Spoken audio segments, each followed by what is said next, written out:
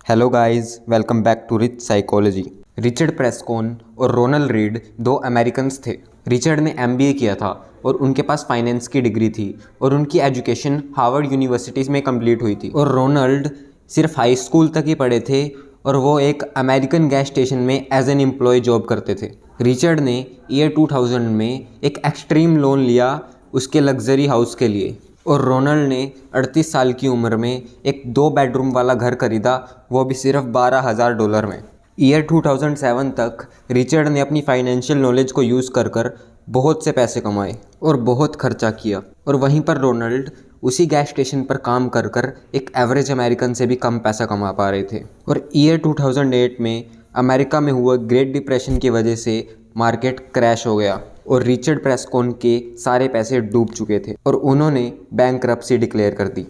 और ईयर 2014 में Ronald James read की डेथ हो गई और उस साल हज़ार ही ऐसे अमेरिकन्स थे जिनकी नेटवर्थ $8 मिलियन से कम थी और रोनाल्ड उनमें से एक थे। और ये बात जानकर उनके फ्रेंड्स एंड फैमिली भी बहुत ज़्यादा हैरान थे। तो ऐसा कैसे हुआ कि एक हार्वर्ड ग्रेजुएट जिसके पास एमबीए की फाइनेंस डिग्री थी वो बैंकरप्ट हो गया और पूरी तरह कंगाल हो गया और एक एवरेज गैस स्टेशन एम्प्लॉय अपने आने वाली 7 पुश्तों के लिए $1 मिलियन वेल्थ छोड़ कर गया। इसका एक सिंपल रीज़न था कि रोनाल्ड हर महीने अपनी सैलरी का कुछ परसेंटेज ब्लू चिप कंपनीज में इन्वेस्ट करते थे और उन्होंने अपनी इस इन्वेस्टमेंट को टाइम के साथ कंपाउंड होने दिया।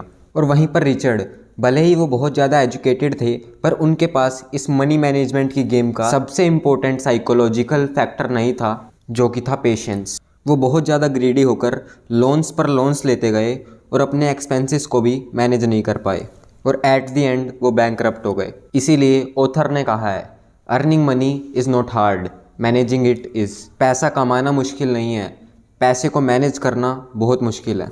और जो इंसान इस मनी मैनेजमेंट की गेम को समझ लेता है वो आज नहीं तो कल वेल्दी बन ही जाता है। तो इसी के साथ मैं आप सब लोगों का स्वागत करता हूँ इस valuable book the psychology of money की वीडियो समरी में। और अभी तक अगर आप लोगों को वीडियो अच्छी लगी हो तो हमारे चैनल को सब्सक्राइब ज़रूर करना, क्योंकि इन वीडियोस के थ्रू मैं आप लोगों को नॉलेज और मोटिवेशन देना चाहता हूँ। लेसन नंबर 1, शेरलॉक होम का बहुत ही famous quote, world is filled with the obvious but still most people ignore it. For example, एक ओवरवेट बंदा एक पार्टी में जाता है और उसको उसके 4 दोस्त मिलते हैं और चारों दोस्त उसको वेट लूज़ करने की टिप्स बता रहे होते हैं। पहला दोस्त बोलता है, तेरे को ना हाफ मिल्क कप ओटमील लेना चाहिए ब्रेकफास्ट में। दूसरा दोस्त उसे लो शुगर स्नैक्स खाने के लिए बोलता है। तीसरा उसे ब्राउन राइस खाने की टिप्स देता है और चौथा उसे योगर्ट खाने के लिए बोलता है। अब इस केस में इन सभी लोगों की टिप्स बहुत ही ज़्यादा अनऑब्वियस थी। एक नॉर्मल ओवरवेट इंसान को इन छोटी छोटी चीज़ों पर फोकस तो करना ही नहीं चाहिए। ये एक्यूरेट डाइट प्लानिंग सिर्फ एथलीट्स के लिए होती है। एक नॉर्मल इंसान को वेट लूज़ करने के लिए सिर्फ ऑब्वियस चीज़ों पर ध्यान देना चाहिए, जो कि है एक्सरसाइज करना और रेगुलर हेल्दी डाइट खाना। वैसे ही लोग अमीर तो बनना चाहते हैं, लेकिन वो बहुत ही अनऑब्वियस चीज़ों पर फोकस करते हैं, जबकि उनका फोकस ऑब्वियस चीज़ों पर होना चाहिए, जैसे ज़्यादा सेव करना और पेशेंटली इन्वेस्ट करना। Lesson number 2, decide what's enough. लोग अपने फाइनेंशियल फ्रीडम की जर्नी में एक रैंडम अमाउंट डिसाइड तो कर लेते हैं, जैसे 1 करोड़ 2 करोड़, लेकिन जब वो अपना गोल अचीव कर लेते हैं तब वो अपना गोल पोस्ट ही आगे बढ़ा देते हैं, जिससे वो लोग हमेशा इस रैट रेस में फंसे रह जाते हैं। तो इसीलिए सबसे पहले आपको डिसाइड करना पड़ेगा कि आपके लिए इनफ कितना है। आपने पास्ट में बहुत सारे स्कैम्स के बारे में सुना होगा जो सब के सब ग्रीड पर बेस्ड थे। इसीलिए ये फ़र्क नहीं पड़ता कि आप कितने एजुकेटेड हो, लेकिन इस चीज़ से बहुत फ़र्क पड़ता है कि कैसे आप उस एजुकेशन पर इमोशनली रिएक्ट करते हो। क्योंकि आपने रोनाल्ड रीड और रिचर्ड प्रेस्कॉन की कहानी से देखा ही होगा कि पेशेंस और ग्रीड में हमेशा जीत पेशेंस की होती है। लेसन नंबर 3, वॉरेन बफेट का बहुत ही famous quote, don't save after spending, save before spending. आपका पूरा फोकस अपने इनकम को बढ़ाने पर और अपने एक्सपेंसेस को घटाने पर होना चाहिए।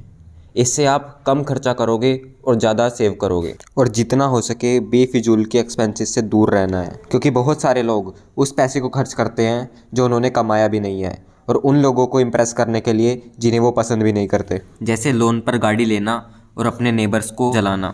और वॉरेन बफेट ने एक बार कहा था, अगर आप उन चीज़ों पर खर्चा करते हैं जिनकी आपको ज़रूरत नहीं है तो आपको जल्दी वो चीज़ें बेचनी पड़ जाएंगी जिनकी आपको ज़रूरत थी। और आपको अपने सेव किए हुए अमाउंट को किसी ऐसी जगह पर इन्वेस्ट करना है जहाँ पर आपको इन्फ्लेशन से ज़्यादा रिटर्न मिल पाए, जैसे कोई इंडेक्स फंड या फिर स्टॉक्स, जहाँ पर आपको 12 से 20% का रिटर्न बहुत ही आसानी से मिल जाता है। क्योंकि इन्वेस्टिंग में आपको हमेशा सही होने की ज़रूरत नहीं है। अगर आपके इन्वेस्टमेंट डिसीजन 80% गलत भी होते हैं तो वो जो बाकी के आपके 20% राइट डिसीजन है वो पूरे 80% को आराम से कवर कर लेंगे। फॉर एग्ज़ाम्पल, आप किन्हीं 10 कंपनीज़ में 1-1 लाख रुपए इन्वेस्ट करते हो और 1 साल बाद उन 10 में से 8 कंपनीज़ ज़ीरो हो जाती हैं। मतलब आपका इन्वेस्टेड अमाउंट जो कि था हर कंपनी में 1 लाख रुपए, वो ज़ीरो हो जाता है। लेकिन बाकी की जो 2 कंपनीज़ थी वो 2 कंपनी अगले 20 सालों तक लगातार 20% का रिटर्न देती रही।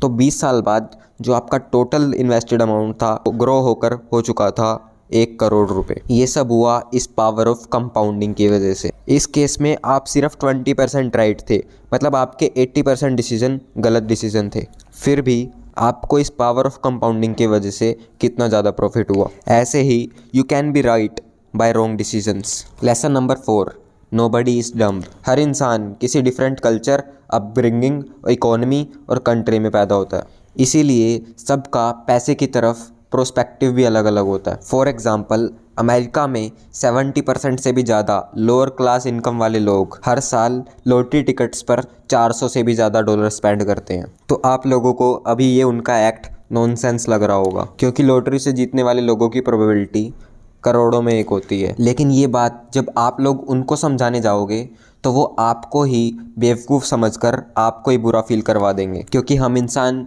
लॉजिकल नहीं साइकोलॉजिकल हैं। इसीलिए कोई फ़र्क नहीं पड़ता अगर आप लोगों का हेल्थ और फाइनेंस में इंटरेस्ट है या नहीं, लेकिन आप लोगों को इन दोनों टॉपिक्स के बारे में नॉलेज होनी ही चाहिए। क्योंकि आप लोगों को फ़ील हो रहा है कि आप अमीर बनने वाले हो, या आप लोगों को फ़ील हो रहा है कि आप अमीर नहीं बन सकते, आपको हमेशा ही सही चीज़ फील होती है। और आप लोगों को अगर इस बुक से रिलेटेड और कुछ भी डाउट पूछना हो तो आप फ्रीली कमेंट सेक्शन में पूछ सकते हैं, और मेरे इंस्टाग्राम की भी लिंक भी नीचे डिस्क्रिप्शन बॉक्स में होगी, तो आप वहाँ पर भी मेरे को डीएम कर पूछ सकते हैं। तो बस आप लोगों को थैंक यू बोलूँगा अपना वैल्यूएबल टाइम देने के लिए, और आप लोगों को कॉन्ग्रेट्स भी बोलूँगा इस वीडियो पर क्लिक करने के लिए, क्योंकि आप भी बाकी लोगों की तरह कोई फ़नी या फिर कॉमेडी वीडियो देख सकते थे, पर आपने इस वीडियो को चुना अपनी नॉलेज को इंक्रीज़ करने के लिए। तो अगर चैनल पर नए हो तो सब्सक्राइब भी कर देना। मैं मिलता हूँ आपसे नेक्स्ट वीडियो।